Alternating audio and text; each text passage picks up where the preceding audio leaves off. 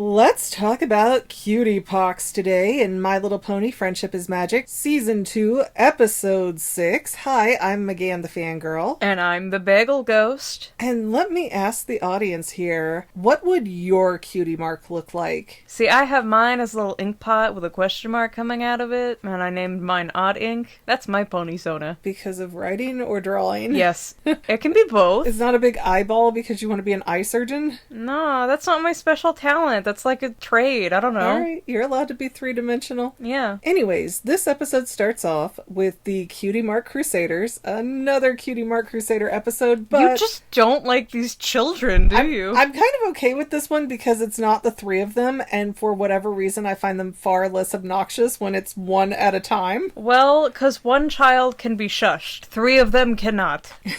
One child learns a lesson, three of them causes other people to quit their jobs. But the Cutie Mark Crusaders are going bowling, and Apple Bloom is like, hey, we're gonna get our cutie marks in bowling, and we're gonna be called the Three Strikes. And I think it's Scootaloo that's like, that means we're losers, dummy. Yeah, that's Scootaloo. Sweetie Belle's just so happy to be there. And of course, things don't work out. The girls do bowl. Apple Bloom thinks she gets a strike and hears people cheering about a bowling cutie mark, and she's all, I did it, I did it, I did it. Oh no, I didn't. My ball didn't even make it to the pins. I barely tapped one, and that's so sad. Super hard relate there. What I think is the worst about the bowling thing is that they are picking these bowling balls up with their teeth. Oh yeah, I know they're not all unicorns, so they cannot use magic, but how is there not a better system? How is there not at least some kind of device between them and the ball to help them throw it? Well, they would have to draw that, and there was no budget. Yeah. And I swear for a split second, when Apple Bloom was throwing her ball, they cut over and show Big Lebowski style ponies, which you have not seen it, but it is not a kid's show. It is not a kid's movie. It is very weird and adult. Okay, they have a few adult references throughout the show. There's a Walter White pony at one point. What? Yeah. Oh my gosh. Okay, well, that's one of the details that make this show so good, I think, is the little hidden things you can find like that. But I will have to see if I can find a screenshot, because I swear it was the dude, and I don't remember the other names. It's been too long since I watched that movie, but... Those bowling ponies come back a few times. No. Yeah, they do, and one of them's in the episode with Dr. Hooves. Oh my. Moving on though, Apple Bloom doesn't get her cutie mark. She's kind of devastated about it. She's really depressed. Everybody's trying to cheer her up. The other two girls offer her a cupcake. She doesn't want it. Pinkie Pie throws her a party. She doesn't want it. Rarity makes her a chapeau, which is some weird hat, and it doesn't cheer up Apple Bloom in the slightest. She was so focused on bowling, I guess. I don't know how many times she has to not get her cutie mark before it stops feeling devastating. Well, maybe she was like, all right, this is like the 50th attempt. Maybe this time will be the time. But this is the very best example I can think of when they say expectations are premeditated disappointments. Because there was no reason for Apple Bloom to believe, hey, I've never gone bowling before, but now I'm going to be a cutie marker for bowling. Well, maybe she thought she'd be a prodigy in it. Like how I taught myself crochet and got like really good in half a day. Yeah, but then you abandoned it. I didn't abandon it. You haven't crocheted in like a month now. I don't have motivation. I don't know what to make. What do you call abandoning things? Anyways, in Apple Bloom's depression, she wanders off into the woods, she trips, she chips her tooth, and then Zecora wanders over with her fresh African beats, I noticed. She's got a very gentle track going there of just the different drums, and I don't know all the African instruments, but it sounds like the Lion King's about to start.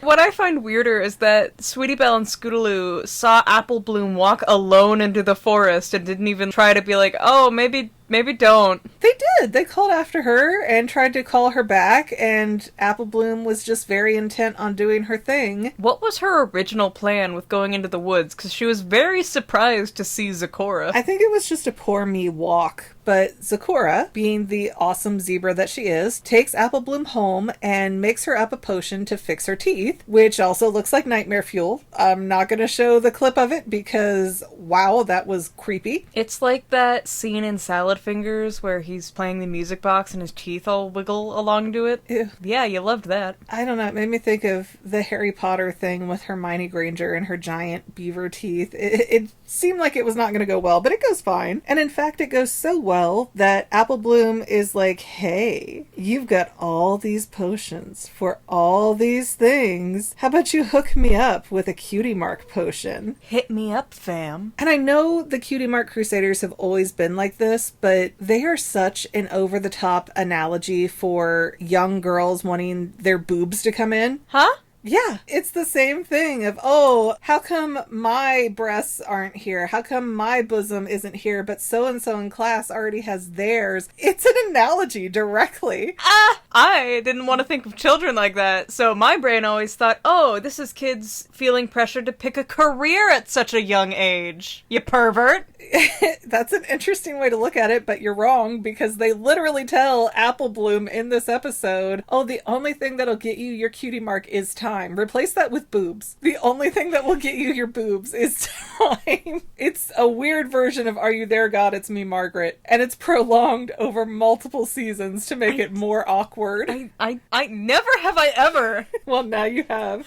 I don't like this train of thought. Oh, God. now you don't like the Cutie Mark Crusaders. I don't like it when you're comparing them to boobs. Not them, what they want. What they want is a talent. They want to grow up. They want to be matching their peers. Some peers develop faster than others. Did you not get any kind of biology lesson in elementary or middle school about body changes? Because it's exactly what they're talking about. I did. I just never thought pastel ponies would equate to I want tits. No, I don't. I hate this. I hate this, guys. They want titas. They want titas. It's the equivalent of a pony tita.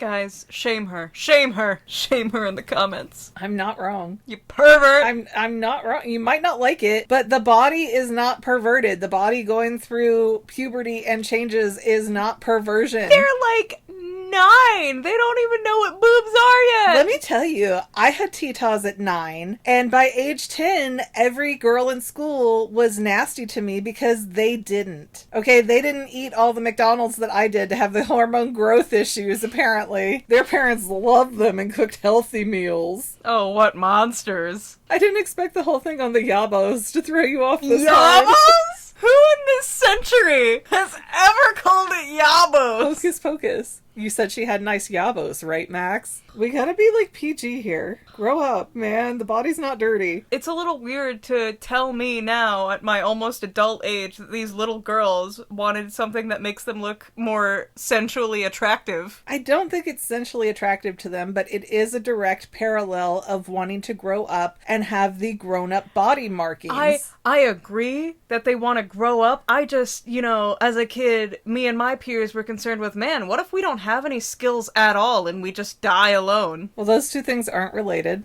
You have to have no skills and be a horrible person. So those are two separate issues. All right, which one are you?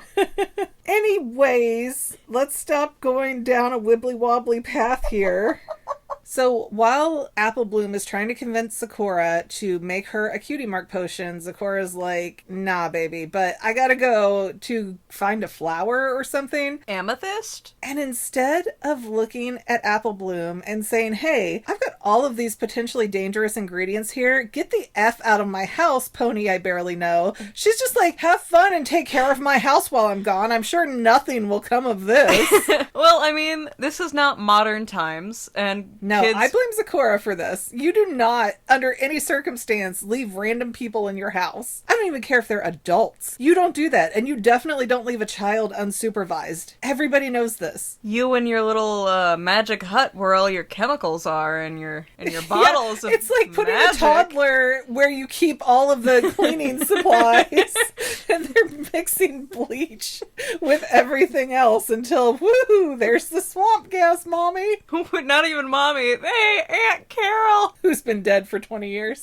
Ghost of Christmas Past. So, of course, being left alone, Apple Bloom gets up to some shenanigans, but we cut to the next day at school, where Apple Bloom comes with a cutie mark of a silver ring, and people are like, oh my gosh, you got your cutie mark. What is it? And it's this game she calls Loop-de-Hoop, which is made out of an apple barrel, rain barrel thing. Yeah, a barrel band. Yeah, the ring around the center of the band, and you kind of use it like a hula hoop. But Apple Bloom is super talented with it, and she can spin it on her tail and do all this other stuff. And Miss Cheerilee comes out and goes, oh my gosh, show us a demonstration. And can I just say, I love Miss Cheerilee because she is so, hey, class doesn't matter. Let's celebrate you right now, Apple Bloom. My teachers would never. But she knows Apple Bloom has been waiting for this, and she needs this. So she's giving her that spotlight that Apple Bloom seems so desperate for. And I love her for that. How little attention does Apple Bloom get in general? She's the youngest of 3. And her parents are dead.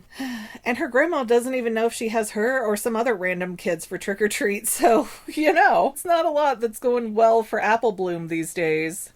She's somewhere. But while Apple Bloom is doing her loop-de-hoop demo, she gets a second cutie mark of spinning plates, and all of a sudden somebody throws some sticks and plates at her. I think it was Snips and Snails, because they're like that. They're just jerks. But yeah, she starts spinning plates, doing it perfectly, and everybody's like, I've never seen 2 cutie marks before. Are those fake? And Apple Bloom doesn't want to admit that she did something to alter herself, so she's like, no, I didn't get implants. Those are totally real. You could have said, I didn't stuff my bra.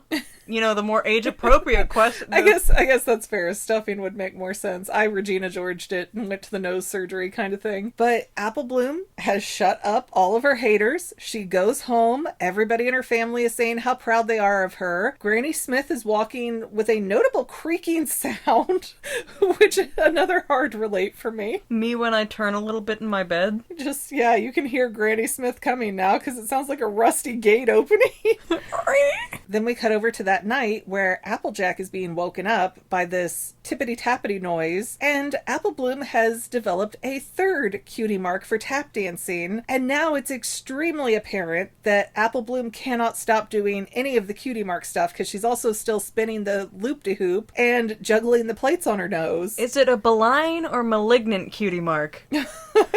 I guess it depends if you dance yourself to death. Pretty sure there's some grim fairy tales like that. Oh, no. So Apple Bloom's looking at Applejack like, help me, sister, brother, it hurts. And Applejack's like, I know the pony who would know what to do here. Takes Apple Bloom to Twilight. Twilight Sparkle goes through her books, of course. In the dead of night, which I'm sure she loved. I'm sure she was already up studying. Come on, it's Twilight Sparkle. She's getting her quiet time to study right now. Where's her owl? Did the owl leave? I don't know. We see Owlicious again a few more times. I just don't know where he is right now. Officer, I swear I'm innocent.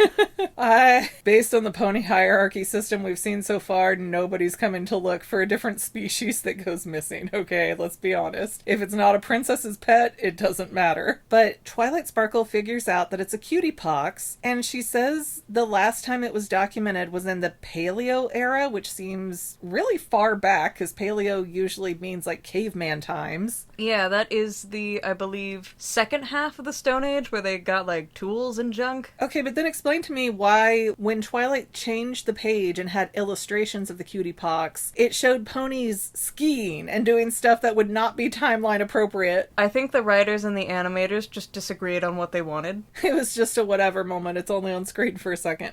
But I caught it. Yeah, we know. So the whole thing with the cutie pox is that you keep getting cutie marks all over your body, and you have to do whatever that special talent represents. Forever. And so all of a sudden there's a fleur-de-lis that pops up on Apple Bloom, and she's speaking perfect French, and Applejack's like, oh no, help my sister, she's speaking in fancy. She needs help! I feel like, though, if they would have visited Rarity while she had the French-speaking thing going on, Rarity would have been so delighted. You think she speaks it? Or do you think she speaks some other really fancy language? I would say it has to be French, because French and fashion go together. Either that or Italian, but French is more fancy and frou-frou and, you know, delicate like Rarity, so that would be my guess. I feel like if Rarity knew a second language, it'd either be French or Korean. And I'm not sure why Korean, but Korean. Yeah, Korean does not mix. Maybe today, if My Little Pony was set today and K-pop was such a big thing, but K-pop was always a big thing. it was not. It was not, I promise you. Even when I was in high school, J-pop was barely a thing. Your Hatsune Mikus weren't doing it for you? I don't think she existed yet. She came out in 2007. I think 2006? That would be 4 years after I graduated. Oh.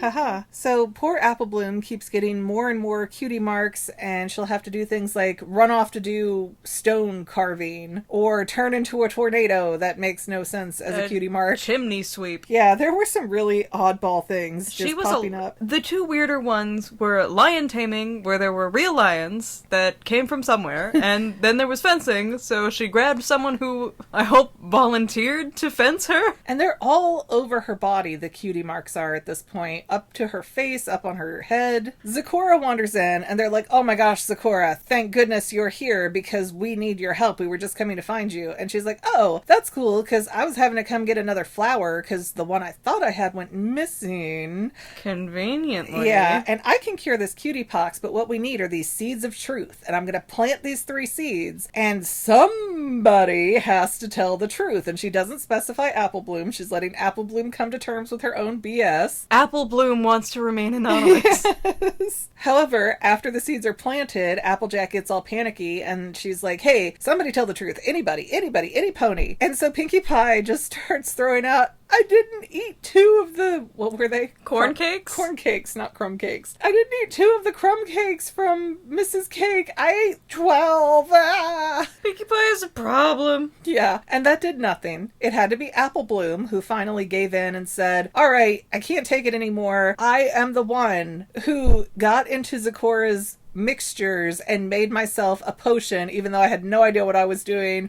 and had no business doing any of this. And, you know, poof, blop, blop, blop, blop, blop, all the cutie marks are disappearing from Apple Bloom. Hooray! Well, I'm sorry, did the flower grow first, or did the cutie marks disappear first? The flower grew first, because everyone was like, ooh, and then she chomped it out of the ground. Yeah, she ate the flower, which I don't think is an uncommon thing for the horses to do. They do that in other eat flowers episodes. all the time. They eat flowers all the time. Twilight frequently has daisy sandwiches. Yeah, that's what I thought, that we just don't see it extremely often, but it's enough that I'm like, I think they eat flowers, and that's not poisonous for them. But yeah, Apple Bloom's all like, oh, I'm so grateful to be a blank flank, and I'm so sorry, girls, for lying to you. I just, really needed that cutie mark, was going crazy without my titas. And Twilight Sparkle said, I want you to write a letter to Celestia. So now Twilight Sparkle is assigning homework to people that Celestia didn't even ask to contact her. Well, she's just collecting it. It's foreshadowing. It was the main 6 that were told to write a letter only when they have something to say, so there's no more pressure to it. Now, I get Rarity and Sweetie Belle, they work together because they worked through something sisterly and figured it out, and that's also relevant to Princess Celestia. But Apple Bloom is not part of this dynamic. It was not her and Applejack writing the letter. I protest. Protest all you want, and you can talk about your tatas all you want. Just like, leave Celestia is gonna get this letter and be like, who is this? I'm sure she has at least some idea, the family of the 6 heroes. I don't know. Anytime Celestia comes around, she seems so oblivious to who people are. Well, she's Queen God. She only seems to come to town and be like, oh, Twilight Sparkle, there you are. She's never like, oh, hi, Rarity, hi, Applejack, how you ladies doing? Well, I mean, she forgets them as soon as they walk away. She's the princess. You're expecting the princess to put all of her responsibilities on hold just to walk around town? Some bum, dirty town with a bunch of hicks? If there were 6 ponies who saved your sister and mended your relationship with her, maybe you could put the effort to very clearly remember those 6 ponies. Well, she does.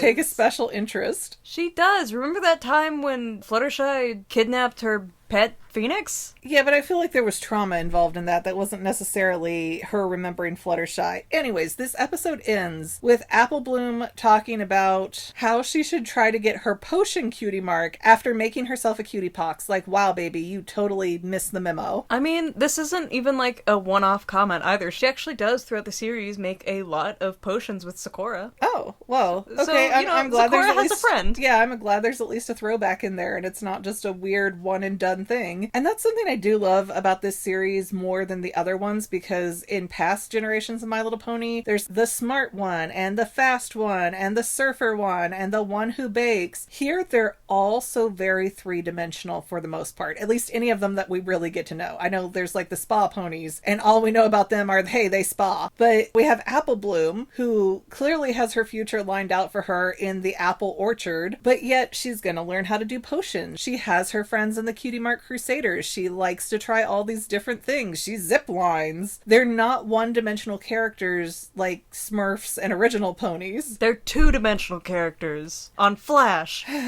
Is there anything else about this episode that you would like to add that I have missed so far? I feel like you really could have kept that Tata comment to yourself.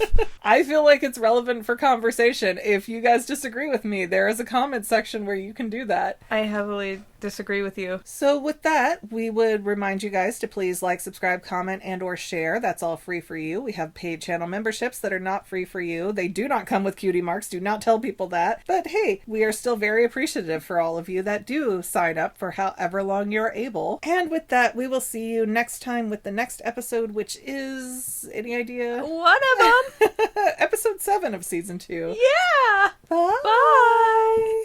And to any of my members here on YouTube, a huge bottom of my heart thank you for all of your help and support. If you would like to become a paid channel member, there is a link in the description below. Thanks again, guys. Love you. Well, family members, we're almost done, but I want to invite you to hang out with me in some other places. I'm on Twitter and Instagram as my own personal self, and I have a Facebook page too, but I mostly just post photos over there. And sometimes people say, hey McGann, I want to mail you something. How do I do that? Easy. Just click the About tab on my channel page, and my most current P.O. Box info will be right there. I also run another channel, The Family. It's really a hodgepodge channel where we might post anything. Oh yeah, and I also sell shirts and stickers and stuff with the Family and the Fangirl logos. If that is your cup of tea, I have a link in every description of every video. Finally, if you want to help out the Fangirl channel and make sure I'm putting out video essays for years to come, the best way you can help is by subscribing and watching more of my videos, whether they're new, old, whatever. Maybe even share one or two on social media, help spread the word. People who watch to the end of videos, like you, helps to tell the site, hey, this is a good video, we should recommend it to other people. So if you made it this far, leave me a comment of something like, hey, I made it to the end. Love ya.